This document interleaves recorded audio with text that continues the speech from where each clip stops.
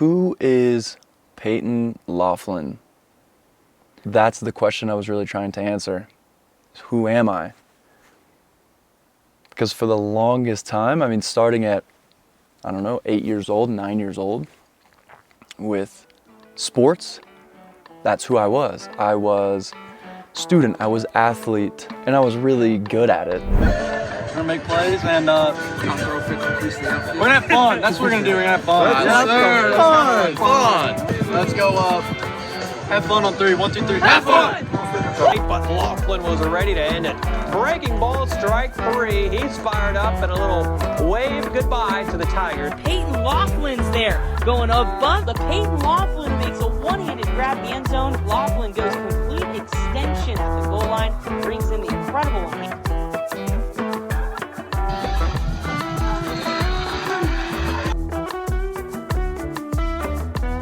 Clyde goes on to win. Clyde landed 3 on the list.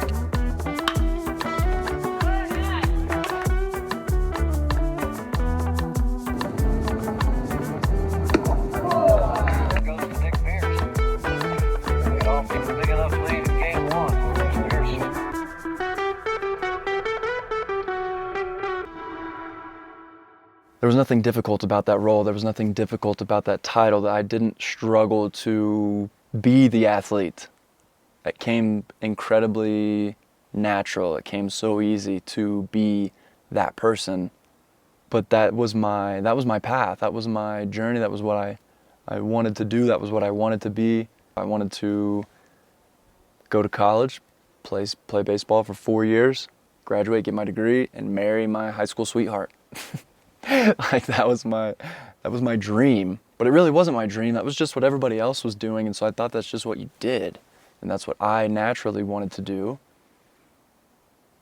And so after high school, it was really the first time in my life where I began to question things. After my first breakup, my first heartbreak that I experienced, freshman year of college, that was the first time that I really began to start asking questions and kind of go down that rabbit hole. The rabbit hole was opened up, but it wasn't fully discovered or fully explored. And so I started to ask questions like, what's the meaning of life? What's the point of life? Why are we here? Those were the questions that were coming up. It was like, why are we here? Why am I here? What's the point of all of this? And I think I wanted to get to the root of the suffering. Why am I suffering so much? Why is this so painful? Like, what's it for? Why?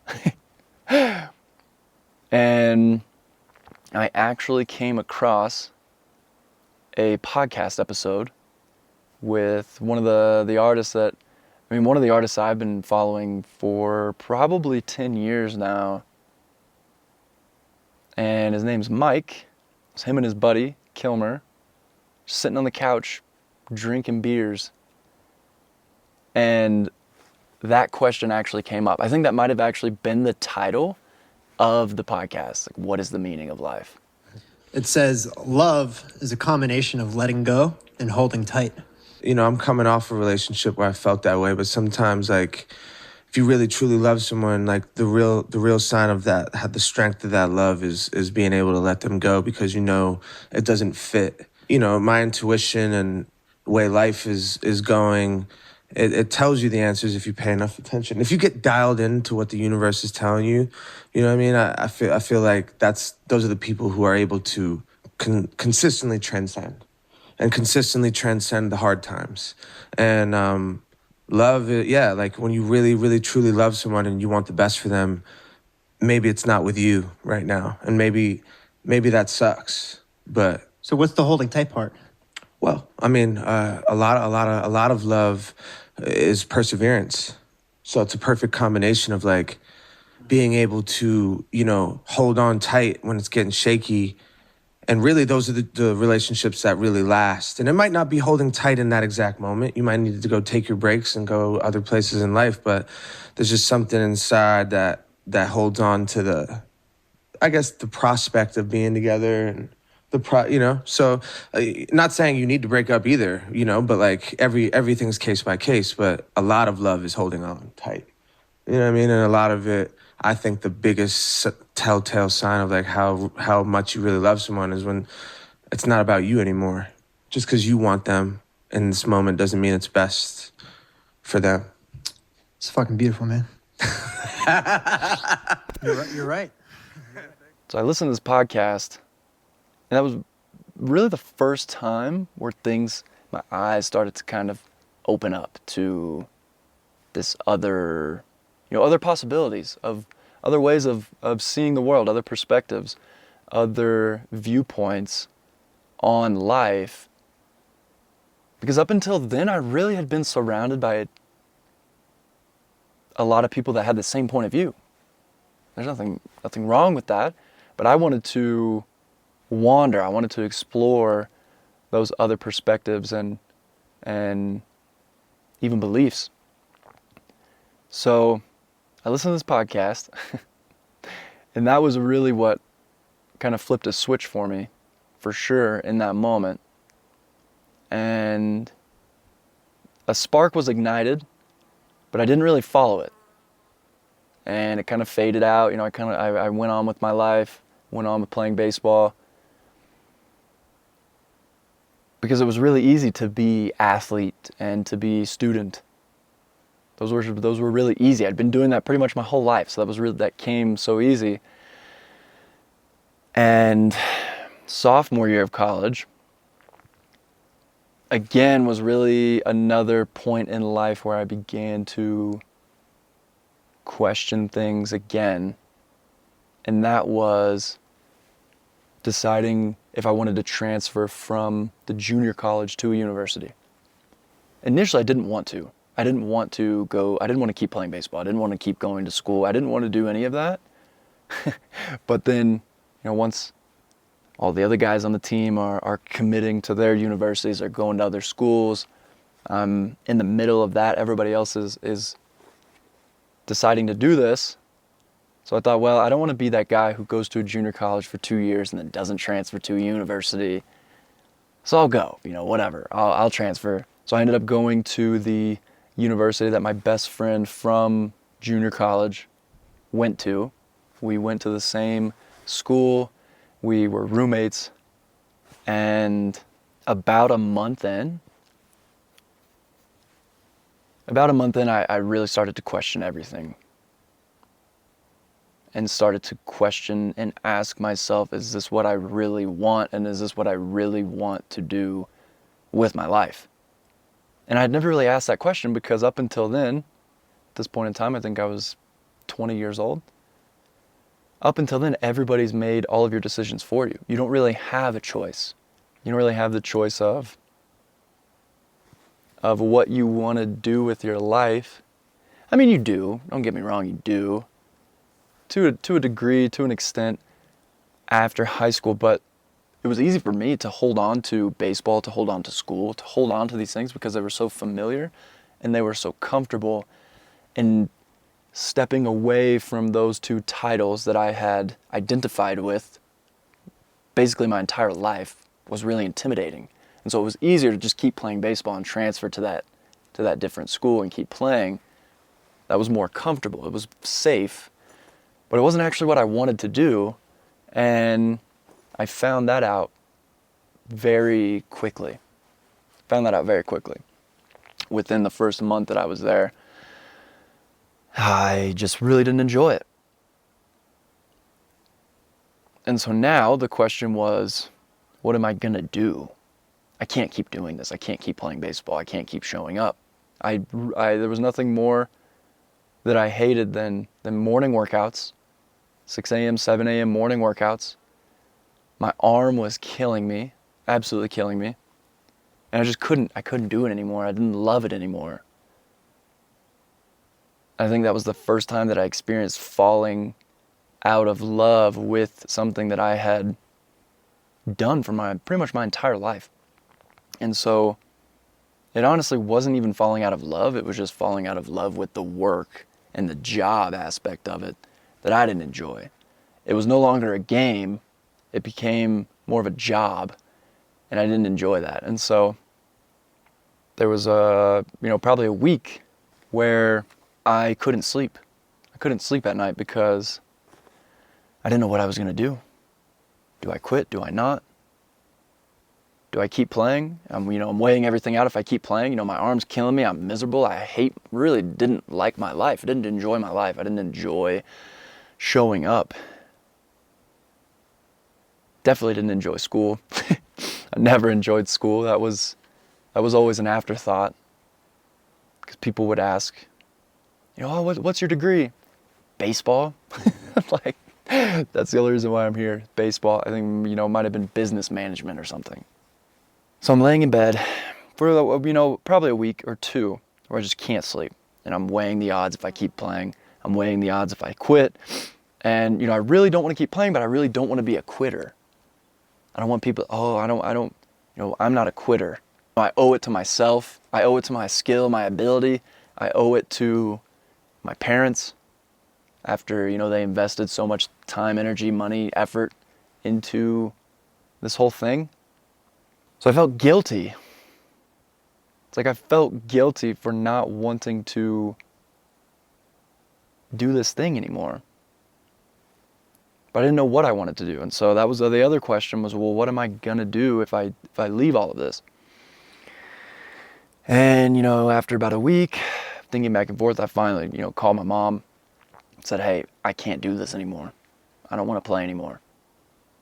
And luckily, she was very understanding, very accepting of my decision. And, obviously I explained all the ins and outs of why I don't want to keep playing. And it was pretty obvious that I had thought about this too much. I'd been thinking and thinking and thinking about what to do with this decision because I didn't want to be a quitter. That was another aspect of it. And so finally decided to be a quitter because I, came to the conclusion that quitting is just as big of a piece of the puzzle in life as starting something new. You can't start something new without quitting something old, leaving something old, walking away from the past. And so, obviously I wasn't going to play baseball forever. I wasn't going to get drafted. I didn't care to do that. So I remember calling my coach, telling him that I'm going to quit. We scheduled a meeting in his office. I had to go into his office, and I remember being so terrified to go have that meeting. I didn't want to do it. I didn't want to have the meeting. I didn't want to go sit there and tell him face to face that I quit. But at that point, my desire to stop playing and just change my life was so much greater than the fear of this conversation. So I go, and I vividly remember him asking me, why do you want to quit? Like I just don't love it anymore, and this isn't what I want to do with my life. And he kind of mockingly, what do you want to do with your life? And I said, I don't know, but I know that it's not this. And that was the truth. I didn't know what I was going to do. I had no idea. I had no plan. I just knew that I didn't want to do it anymore. Didn't want to keep going to school. I didn't want to keep playing baseball. And so I remember before the meeting feeling really heavy, like the weight of the world was on my shoulders. And then afterwards, I remember feeling so light, so refreshed for a moment. And then it kind of settled in a few hours later. It's like, oh no, what am I going to do? Ever since then, I really just bounced around from place to place, trying different things. I went and lived with my parents for a few months. Ended up moving to Florida for a summer. At the time, right after I discovered The Secret. So that was another turning point, was, quitting baseball and then discovering this book that was recommended to me by a friend. And at that point in time, I hadn't read a book since 7th grade. I couldn't remember the last time I read a book, but it just, for whatever reason, I felt felt drawn to this book. I felt like I really needed to read this book, and that wasn't something that I did ever. So my friend introduces me to The Secret, and I read this book, and it's just like my eyes were opened. I had gotten a taste of it a little bit from listening to that podcast and asking those questions, but then now, fast forward 2 years to this book, it was like it just cracked everything open. And everything started to make so much sense in terms of energy, in terms of manifestation, in terms of creating on earth and life on earth. It began to click. It was more of like a remembering. It didn't feel like I learned something new. It felt like I was remembering something that I already knew. And that was a really big turning point. So at that point in time, I'm living with my parents back in Clyde, Texas, and working for my dad. He's building houses. I'm, manual labor, building houses. That was all I had ever done up until that point. It was manual labor, and so it was really nothing new. But it gave me something to do, and I didn't feel so lost. I felt significantly less lost after I read that book, for sure. That was kind of the starting point, turning point of my life. Soon after I read that book, the friend who recommended it to me invites me to come live with him in Florida, next to the beach, on in his family's guest house. I had nothing else to do. Of course I said yes. Why would I not? I'd never been to the beach. I'd never been to Florida, but it's like, I'm there. Let's pack my stuff, went, lived there for 3 months. And that was another kind of eye-opening moment, was being in Florida, being in that environment, beach town, lots of money. I'd never experienced anything like that until then. And so that really shifted my perspective on money and lifestyle and what's possible. Because before then, all I wanted to do was hunt. I just wanted to hunt for a living and create YouTube videos of me hunting. And that's really how I got into YouTube, creating YouTube videos, photography, all that good stuff. Yeah, hopefully we can sniff something up. And I'm like, why do I say shit like that? Sniff something up. I'm fucking sitting in the blind.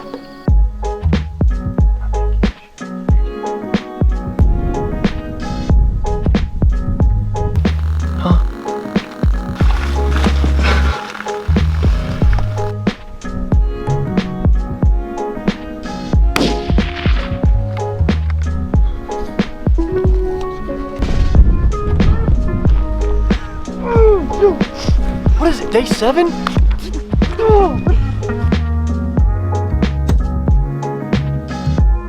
Well, I just missed.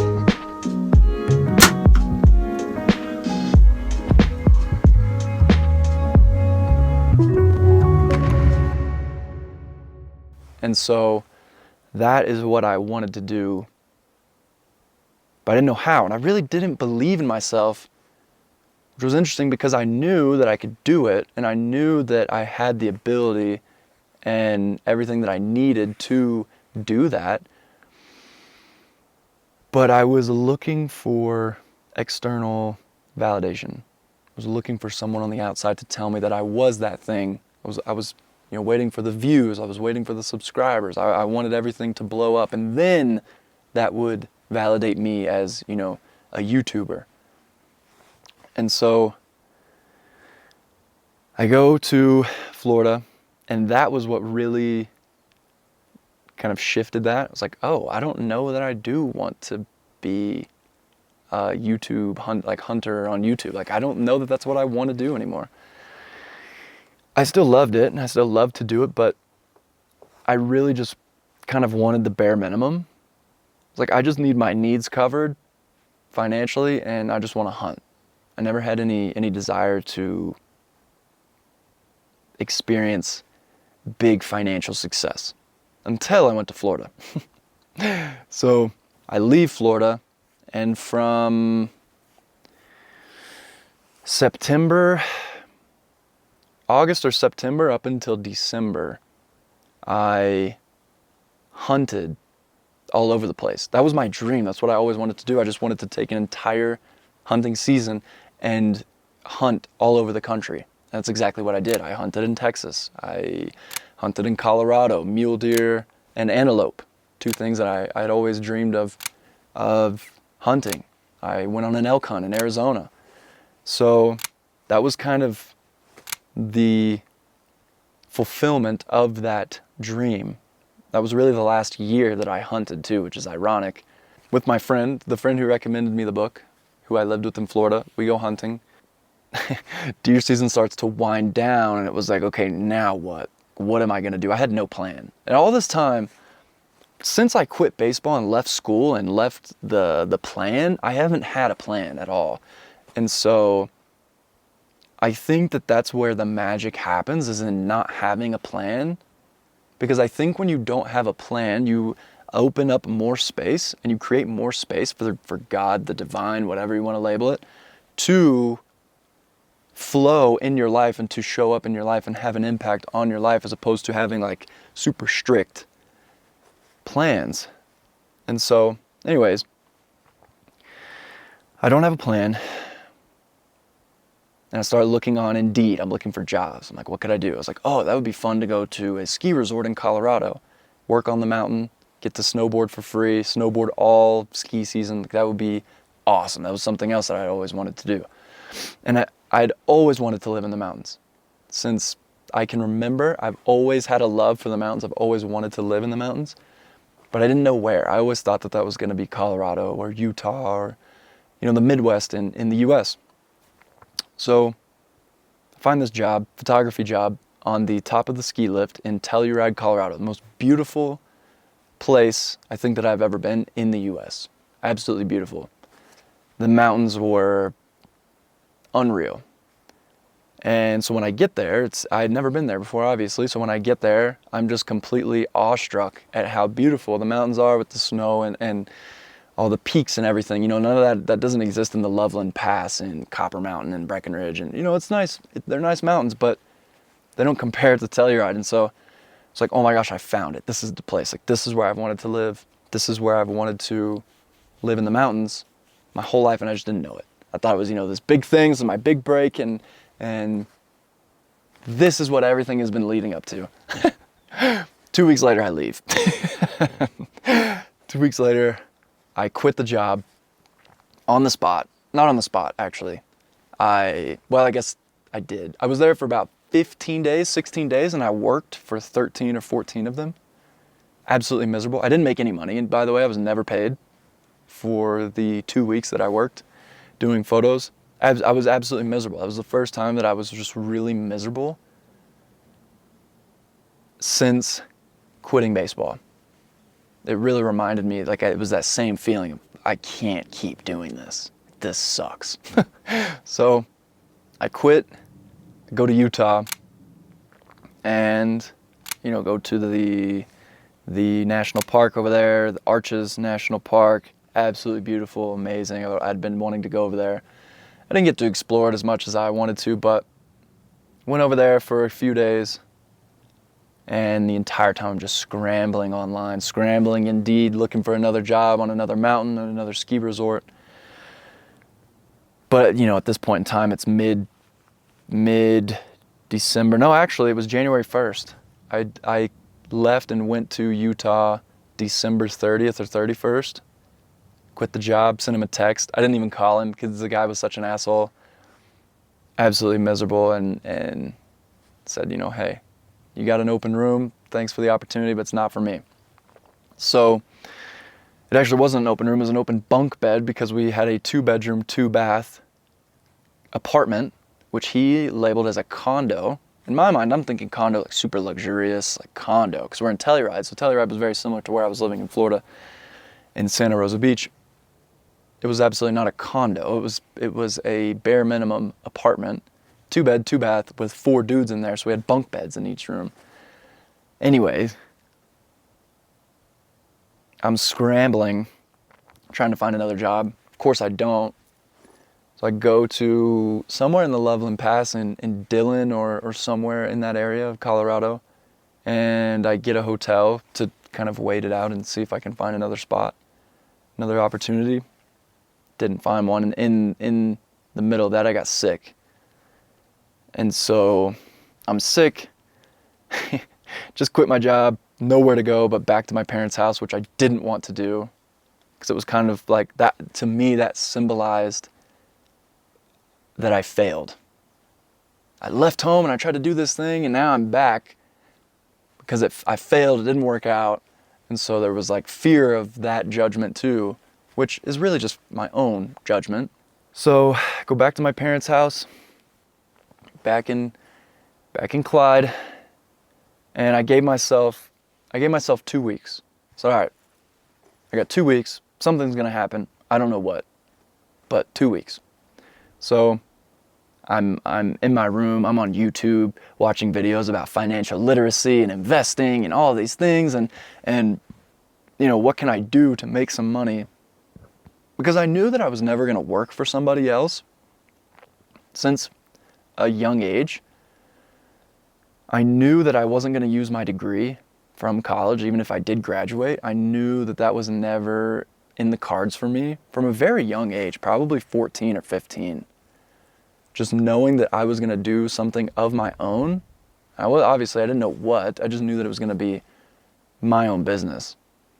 And I think a lot of that came from seeing my dad and how he did that on his own. He had his own companies and own businesses, and you know, the kind of the entrepreneur lifestyle per se, or entrepreneur way of life. And so, but I never framed it that way of like, I'm gonna be an entrepreneur.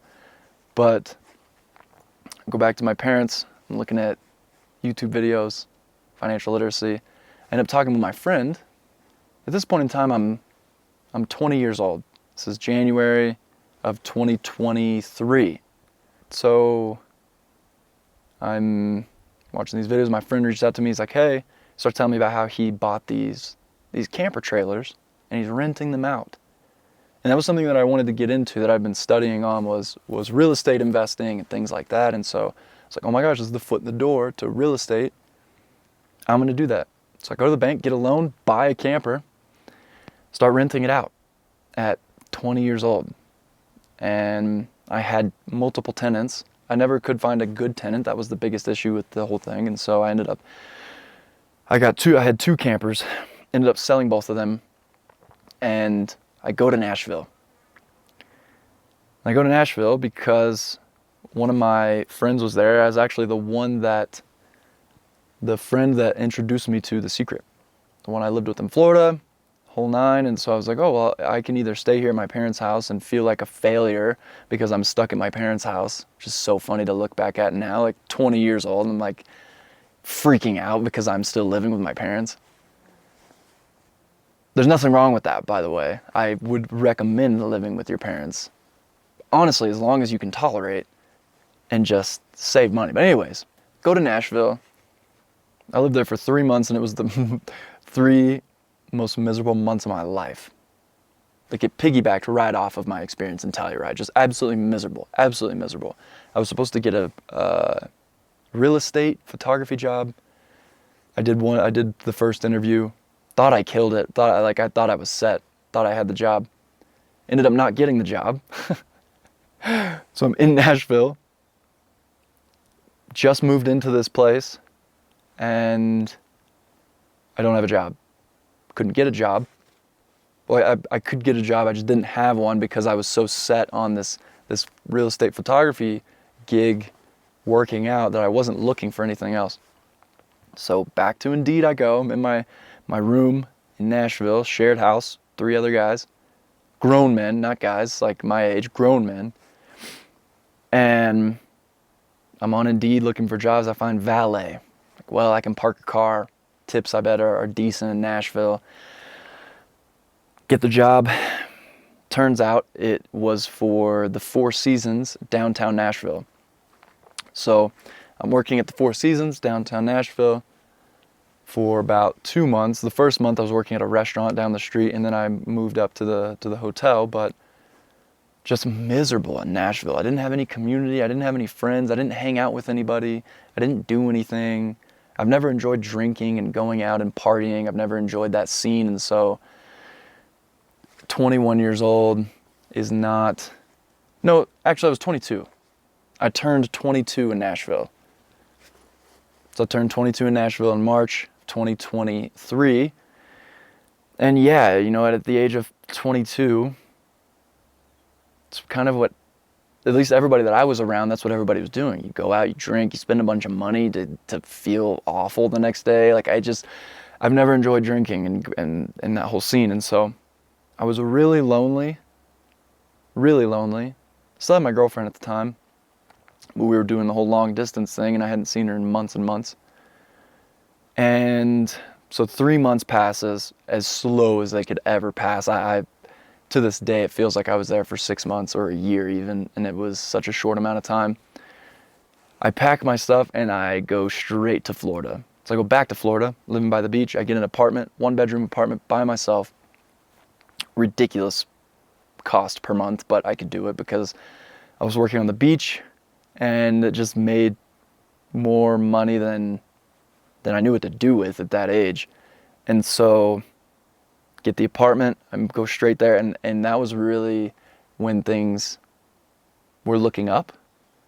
I was much happier. I felt much more fulfilled. I felt much more at home at that place in Florida near the beach. I felt incredible being there. I loved it. And so since I had read the book up until that point, which it had been a little over a year now, I read a few other books and I was like, I got it, I got it, energy, manifestation, just, I can manifest anything. So I'm spending money like crazy, like it's all coming back. It was just like an excuse to be reckless with my spending now, in hindsight. But yeah, I thought I had it all figured out. So funny, but I really felt like I had this whole life thing figured out. 22, I got everything figured out, energy and all the things, and I don't need to do anything else because I know I read the books. I wasn't doing any upkeep within myself. It was like I read the books. It was like, oh, that was my dose. That's all I needed. I'm good. I wasn't good. I go through the summer, and with my ex. And she goes back to school, leaves, and shortly after that we break up. She ends things, and that was a huge punch in the face. Huge punch in the face, huge wake-up call to like, oh damn, I'm not good. And I was not good. It was a huge wake-up call of reminding myself, like, hey bro, you got to take care of you too. Because I was so naive and I was so, maybe there was a little arrogance in there as well, but just, it was rough. One of the most intense emotional experiences of my life, I would say, up until this point. And another one of those being moving to Peru. But anyways,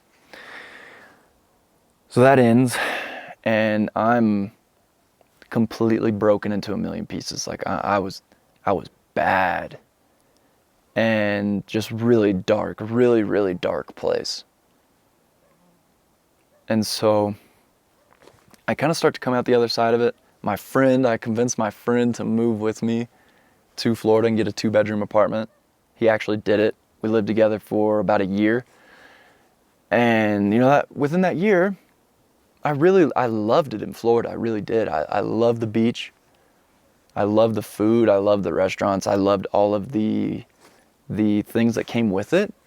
But I didn't really have any friends. I didn't have community like I thought I would after being somewhere for almost 2 years now.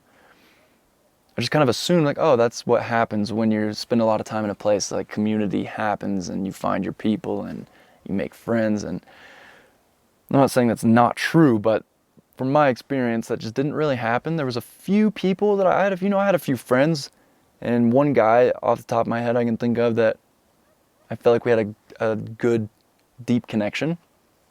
But aside from that, I didn't really have anybody other than my roommate, who was one of my childhood friends. And so, I'm just kind of going through the motions of life, looking back, just going to work, making money, and hanging out. And that was really all I was doing. Went on a few trips with my family, went on a few trips with my roommate, but I felt stagnant. And then I just had this itch to go travel outside of the country by myself. I'd never done that before. I'd really never been outside of the country. I've been to Mexico and Canada when I was really young with my family, but as far as solo traveling in my 20s, I'd never done that. And so I really wanted to, but I didn't know where to go. I didn't know where to start. I had no idea. I knew nothing about anything outside of the US. I didn't know anything. And not that I don't know not that I know everything now, but just I didn't know anything on where to look, where to go, how to get, I didn't know. So, but I put that out there. Like, I want to go on this trip. I don't know where, but I want to go. And I'm gonna go. I was determined that I was gonna go somewhere. I just didn't know where yet. So I book a call with this guy from Instagram. Shout out Soul of Jarrett. Had a call with Jarrett, and the theme or the topic was social media management. That's what I was doing at the time, and I wanted to learn how I could get more clients, make more money, the whole nine. And so we talked about mainly business. But towards the end, I mentioned that I wanted to travel outside of the country. And I remember he laughed and was like, bro, why didn't you say that before? Like, we could have done this whole call about travel. Because he's at this point in time, he'd been to a lot of different places. And so that's what kind of inspired me to even get on the call, was seeing how he was living. And so, long story short, he recommended me Thailand or Peru. He's like, Thailand or Peru, they're the most affordable. They're amazing destinations to go to. There's so much to see, so much to do. And yeah, so I started looking. I'm like, okay, well, to be honest, I don't know that I knew Peru was even a country at this point in time. But I obviously I looked it up and saw that it was a lot closer than Thailand. I was like, well, I guess I'm gonna go to Peru. At least they speak Spanish. I don't speak Spanish, but I know the bare minimum basics. So I started looking at Peru. I'm seeing the valley. I'm seeing Cusco. I'm seeing Machu Picchu and the mountains. I was like, yep, that's where I'm going. Going to those mountains. I was blown away by the photos. So I go to Peru. I book a trip for 2 weeks. And I had no idea that trip would completely change my life. Completely change my life. I spend 2-3 days in Lima, 2-3 days in Huacachina, and then the remainder of the time in the valley where I'm currently living. So I booked this Airbnb in Yanaguara, which is 20 minutes away from Urubamba, which I didn't know that at the time. I had no idea. I just saw the view, and I saw the mountains and booked it. So I had no idea how to get there. I didn't even know how to get to the valley from Cusco. But it turns out the host of the Airbnb that I booked in Yanaguara turns out to be, we just clicked off the bat. He's a photographer. I'm into photography. We had some things in common. He spoke English, which was huge for me. I didn't speak any Spanish at that time. And he just really took me under his wing. He had a car. He explained to me how to get to Urubamba. Like, I flew to Cusco from Lima not knowing how to get to where I was actually going. But I was just trusting, literally just trusting that everything was going to work out, believing that. And so I meet this guy, and he introduces me to a lot of people right off the bat at the coffee shop that I now work at almost every day. He introduces me to all of his friends and to his community per se, and And I just really connected with a lot of people. I connected with more people in those 8 days that I was here in the Valley than 2 years that I was in Florida. And that really caught my attention. That really blew my mind. How I was just able to, I just happened to run into these people by chance and connect with so many amazing people that are still in my life today, a year and a half later. With Vinny, the Airbnb host, and still one of my good friends. You know, we went on hikes. We wandered around in the mountains. He introduced me to a lot of his friends and the community that he has here, and that just really kind of opened the door for me. And so I spend 8 days here. I go back to Florida. And as soon as I landed in Florida, I wanted nothing more than to go back to Peru. It was the only thing I wanted. I was so uncomfortable with the desire to go back because I loved it so much. And I remember when I went to Machu Picchu, it was interesting because I had this feeling that wasn't going to be the only time that I go to Machu Picchu. Like, I had this deep feeling that I knew I was going to be back. I didn't know how, I didn't know when. And, you know, since then I've been to Machu Picchu a second time, but I go back to Florida and I just itching to come back to Peru. And so I start, weighing my odds and seeing what cards I have to play with and what are my possibilities. Actually, before the trip, I quit my job. I was working on the beach and I was doing valet. And I quit both of my jobs before the trip to go all in on my business that I was doing at the time, which was social media management. I quit to go all in on that and kind of force myself to do that because I'd been going back and forth. It was kind of a side hustle, but I had never fully committed to making it a full-time thing. And I get back to Florida, and from the time I'm in Florida to the time I moved to Peru, I lost all my clients. So anyway, I'm in Florida, start weighing my odds. I'm like, I could do this. This is a possibility. Like, I could actually do this. I could pull it off. And so before I went on the trip, I had it in the back of my mind that it would be cool to go live somewhere in a different country, just go live remote, work remote, and experience that. I just thought it would be cool, but that was never like, I'm gonna do this, this is what my goal is, this is what I'm trying to do. It was just an idea. So I'm in Florida, start weighing my odds, and eventually decide to pretty much post everything that I owned on Facebook Marketplace. I go back to Peru, I think about 2 weeks later, 3 weeks later, after my trip, I go back to Peru for a month to look for somewhere to live. So I go back for a month to find a place to live.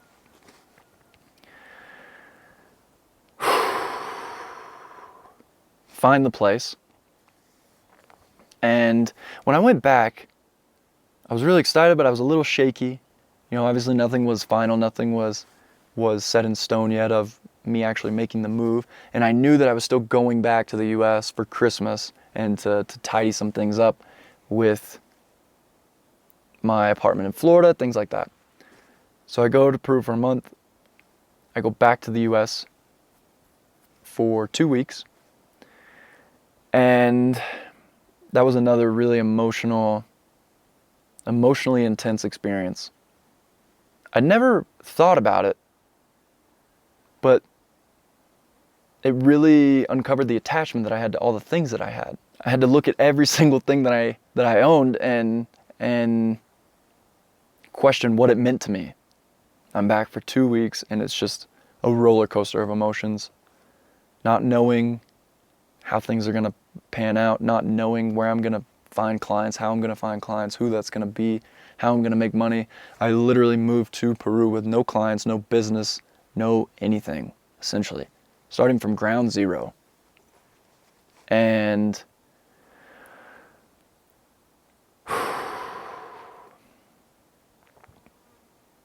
in that experience of getting rid of everything I owned. I really had to look at the value of everything around me, and I'd never done that before until then. And even coming back from my trip and getting back to my apartment in Florida, I was shocked at how much stuff I had, how many things I had just in my room in my apartment. And part of me felt guilty for even having so much stuff after seeing how little people have physically, or just physical things. But most of my stuff that's all it was stuff. I didn't actually need most of the things that I had. And so I leave Colorado because I went to, so in those 2 weeks back in the US, I fly to Florida. Then I fly to Florida, from Florida to Texas. Then I fly from Texas, we drive from Texas to Colorado to go snowboarding for Christmas as a family. And then fly from Colorado back to Florida. And yeah, I remember crying pretty hard when I left my family from Colorado to go back to Florida and kind of set off moving to Peru. And so I come back to Florida from Colorado, tidy up the last few things, get rid of some stuff, and then I leave. I fly to Peru January 1st, and for the first 8 days, so I landed January 1st, from January 1st to January 8th or 9th, I was deathly sick, like dying in my bed sick for probably 4 or 5 days. I didn't eat for 3 days, I think. Didn't get out of bed for 4 or 5 days, like absolutely miserable. I had not been that sick in years. It was intense. But I think it seems like that was almost a purging of all of the fear that I had inside of myself. I was terrified to come back to Peru. Or when I landed in Peru, I was terrified. All of the negative thought patterns, what have I done? Why am I doing this? How is this going to work? I'm not making any money. I don't have any clients. What am I doing with my life? And I think the internal fear was so intense that it became physical sickness and just my body purging those things out and getting rid of them. I mean, it was literally the day I landed. The day I landed for the first pretty much week. And yeah, I was deathly sick, wondering if I made the right decision, questioning everything, like what have I done? And that was really when reality hit hard. After I had gone through the entire process of moving, because it was so much easier to make the decision. Oh yeah, sure, let's just sell my stuff and move to Peru. That's a really easy thing to say. But then to say that thing and mean it, and then follow through with what comes with committing to that, it was intense. So yeah, January 1st, 2025, I moved to Peru, and I've been here since. Been here ever since.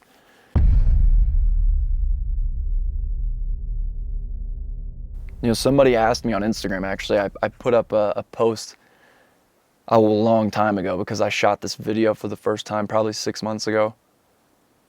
And I put up a post for people to ask questions. I got one question.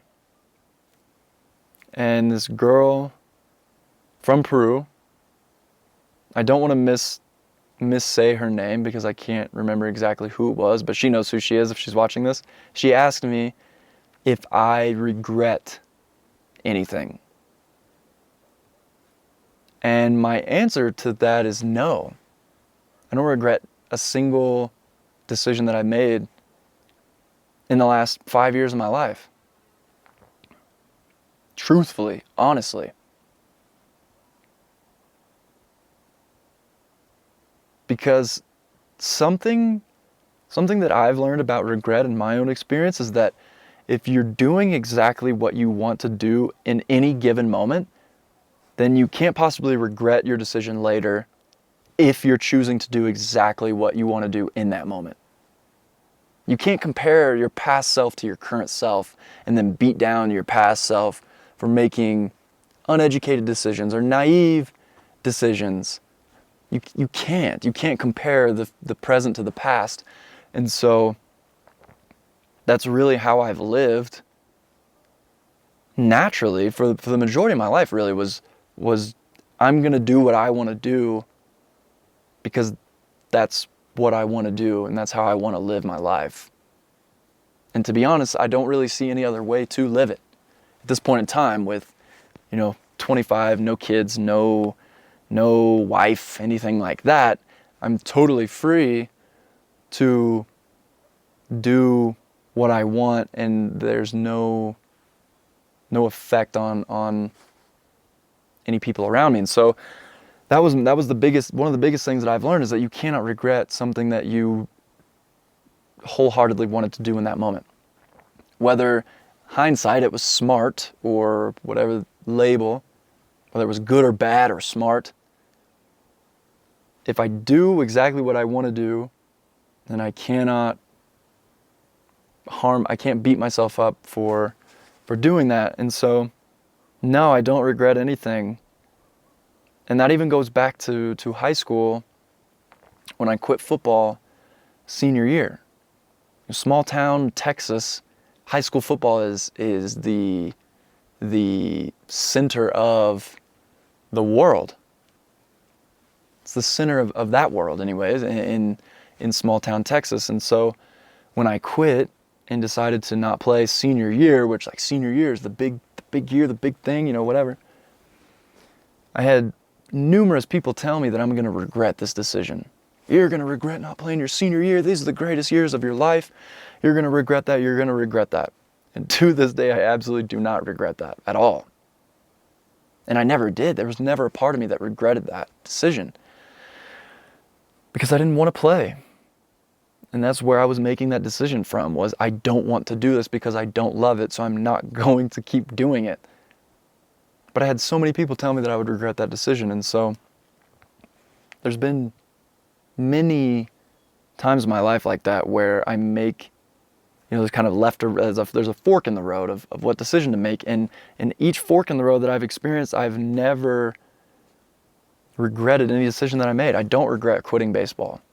I don't regret leaving school, not graduating college. I don't regret that at all. I don't regret moving to Nashville. I don't regret going to Telluride. I don't regret any of these things because all of these decisions were made with that's what I wanted to do. And so I think that there is space for regret when you have a decision to make and you choose one that you don't love, but you do it anyway. And I think that that's when regret can sneak in, is when you're not living for yourself, or you're making decisions based on what other people think or other people's opinions or what you think you should do, even if it's not what you want to do.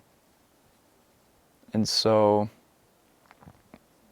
all of that to say, the only way for me to go about life is heart first.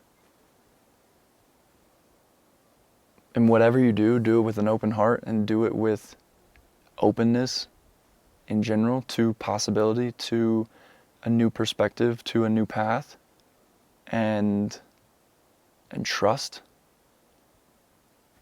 And I don't think there's a better combination than those things, is being open and just loving yourself through everything. Because you can't, you have to, that's something that I've been learning too, is learning how to love my past self, my current self, and my future self all at the same time. Not beating myself up from past experiences, past decisions, past money spent, not beating myself up now for not doing enough, not making enough money, not having enough clients, whatever can come up, and then not projecting that into the future. If I can just love myself right now, right here, how I am, and accept myself unconditionally for who I am, and know that I'm allowed to love myself unconditionally while also wanting to improve. Those can happen simultaneously. It's not one or the other, because you can't hate yourself into change. You can't hate yourself into improvement. Whether you're going to the gym, whether you're in business, you can't hate yourself into a body that you love. You can't hate yourself into a business that you love. And so for me, that's been one of the biggest things, is learning how to love myself through thick and thin.